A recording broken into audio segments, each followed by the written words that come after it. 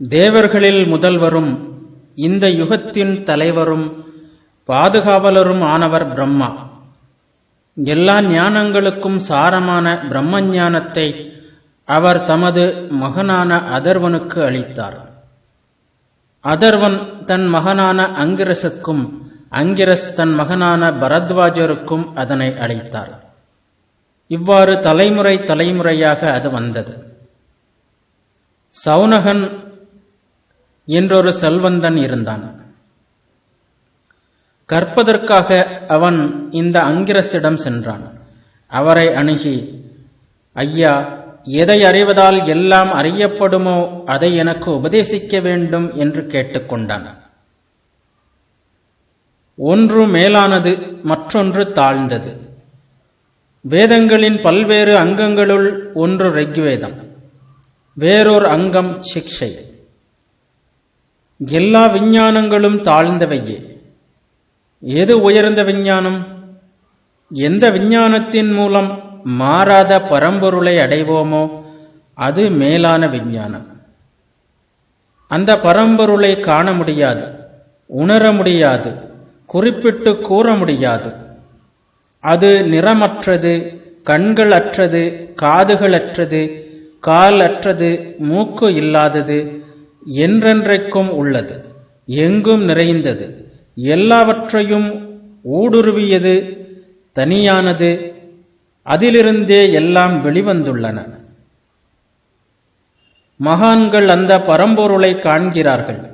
அவரை காண்பதே மேலான ஞானம். சிலந்தி தன் உடலிலிருந்தே நூலை உருவாக்கி வலை பின்னுகிறது. பின்னர் தன்னுள்ளேயே அதனை இழுத்துக்கொள்ளவும் செய்கிறது. செடிகள் தங்கள் இயல்பிலேயே வளர்கின்றன. இவை தனித்தனியாக ஒன்றிற்கு ஒன்று மாறுபட்டதாக காட்சியளிக்கின்றன.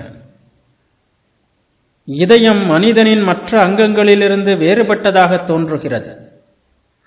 செடிகள் பூமியிலிருந்து வேறுபட்டதாக தோன்றுகின்றன. நூல் சிலந்தியிலிருந்து வேறுபட்டதாக தோன்றுகிறது. ஆனாலும் பூமி, சிலந்தி இவை காரணங்கள். இவற்றிலேயே செடிகள், நூல் முதலியவை செயல்படுகின்றன. மாறாத இந்த பரம்பொருளிலிருந்தே பிரபஞ்சம் தோன்றியுள்ளது. முதலில் பரம்பொருளில் ஆசை எழுகிறது. அதிலிருந்து ஹிரண்யகர்பன் அல்லது படைப்பு கடவுள் தோன்றுகிறார். அதிலிருந்து உணர்வு, அதிலிருந்து ஜடப்பொருளும் எல்லா உலகங்களும் தோன்றின. முக்திக்கும் சரி, சுகபோகங்களுக்கும் சரி, வேதங்களில் பல்வேறு வழிகள் கூறப்பட்டுள்ளன. இவற்றையெல்லாம் எப்படி சென்றடைவது என்பதும் சொல்லப்பட்டுள்ளது. ஒருவன் இறக்கும்போது சூரிய கிரணங்கள் வழியாக பல்வேறு அழகிய உலகங்களுக்கு செல்கிறான். அங்கிருந்து சொர்க்கத்திற்கு செல்கிறான். அங்கே சில காலம் வாழ்ந்து பிறகு அவன் கீழே வர வேண்டியுள்ளது. இங்கே இரண்டு வார்த்தைகள் உள்ளன. ஒன்று இஷ்டம், இன்னொன்று பொருத்தம். யாகங்கள் போன்ற சடங்குகள் இஷ்டம். சாலைகள் அமைப்பது, மருத்துவமனைகள் கட்டுவது போன்றவை பொருத்தம். மத சடங்குகளும் நற்பணிகளும் செய்வதும் தான் மிக உயர்ந்தவை. அதற்கு மேல் உயர்ந்தவை எதுவும் இல்லை என்று நினைப்பவர்கள் முட்டாள்களே. அவர்கள் விரும்புவதை அடைகிறார்கள், சொர்க்கங்களுக்கு செல்கிறார்கள், சுகபோகங்கள் ஒவ்வொன்றையும் அனுபவிக்கிறார்கள், கூடவே ஒவ்வொரு துக்கத்தையும் அனுபவிக்கிறார்கள். ஆனால் எதற்கும் முடிவு இருக்கத்தானே வேண்டும். அவை முடிந்ததும் கீழே வருகிறார்கள், மனிதனாக பிறக்கிறார்கள், இன்னும் கீழான பிறவியை அடைகிறார்கள். உலகை துறந்து புலன்களை அடக்க கற்றுக்கொண்டவர்கள் காடுகளில் வாழ்கிறார்கள். அவர்கள் இறந்ததும் சூரிய கிரணங்கள் வழியாக சென்று பரம்பொருள் வாழும் உலகை அடைகிறார்கள். மரணமில்லா பெருநிலையை எய்துகிறார்கள். மேலோர் இவ்வாறு நல்ல மற்றும் தீய செயல்களின் பலன்களை ஆராய்ந்து எல்லா கடமைகளையும் விட்டு விடுகிறார்கள்.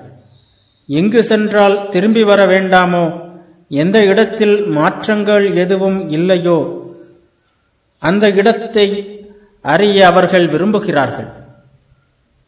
அதற்காக கையில் யாகத்திற்கான விறகுகளுடன் குருவை நாடுகிறார்கள். குரு என்பவர் வேறு எந்த பொருளையும் பெற்றுக்கொள்ள மாட்டார் என்பதற்காகத்தான் விறகை எடுத்து செல்கிறார்கள்.